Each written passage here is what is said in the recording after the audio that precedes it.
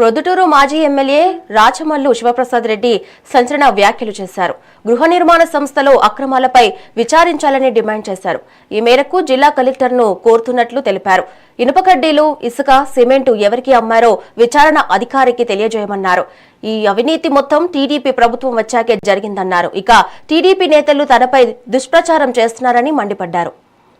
నియోజకవర్గానికి సంబంధించి గృహ నిర్మాణ వ్యవస్థ ద్వారా సంస్థ ద్వారా ఏమైతే 23,000 మందికి లబ్ధిదారులు మేము ఇచ్చినామో, ఇళ్ల పట్టాలు ఇచ్చి రిజిస్టర్ చేయించినామో, ఏదైతే ఇల్లు నిర్మిస్తూ ఉన్నామో ఇందులో ఏ అవకతవకలు జరిగినాయని చెప్పి స్థానిక ఎమ్మెల్యే గారు ఫిర్యాదు చేస్తున్నారో, స్థానిక మాజీ ఎమ్మెల్యే నేను కూడా ఫిర్యాదు చేస్తాను.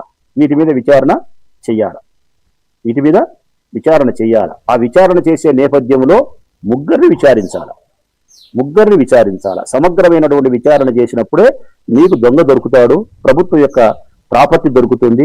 ఎక్కడ మనం అలసత్వాన్ని ప్రదర్శించినామా, అవినీతికి ఎవరు పాల్గొపన్నారు, దీన్ని ఎట్లా కంట్రోల్ చేయాలనేది కూడా మీకు బహిర్గతమవుతుంది. ఆ ముగ్గురు ఎవరంటే గన 23,000 మంది లబ్ధిదారులను విచారించాలి.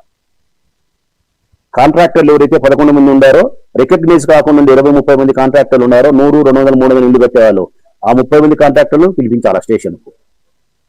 30 మంది కాంట్రాక్టర్లు పిలిపించాలా.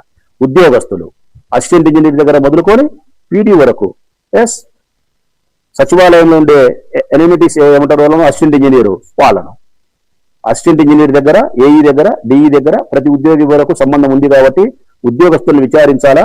ఈ 20, 30, 35 మంది కాంట్రాక్టర్లు విచారించాలా. 23,000 మంది లబ్ధిదారులను కూడా మీరు విచారించాలా. 23,000 మంది లబ్ధిదారులను ఎందుకు విచారించాలంటానంటే ప్రజలారా, ఒకే ఒక కారణం. ప్రతి మహిళ 35,000 రూపాయలు ఇచ్చినా అంటున్నది. ప్రతి మహిళ 35,000 ఇచ్చినప్పుడు అసిస్టెంట్ ఇంజనీర్ ద్వారా సంబంధించిన కాంట్రాక్టర్కి ఇచ్చినారు. కాంట్రాక్టర్ తీసుకొని దేశమట్టం వేయాలా. ఈ ఇచ్చినటువంటి ప్రతి మహిళకు ఆ 35,000 రూపాయల మీద పని జరిగిందా, జరగలేదా? 35,000 పని జరిగిందా, జరగలేదా? రెండవది, 35,000 కంటే ఎక్కువ పని జరిగింటే, ఆ మహిళకు బిల్లు పడింటే, ఆ బిల్లు లెక్క కాంట్రాక్టర్కి ఇచ్చిందా, ఇయ్యలేదా? ప్రొద్దుటూరు నియోజకవర్గానికి సంబంధించి గృహ నిర్మాణ వ్యవస్థ ద్వారా సంస్థ ద్వారా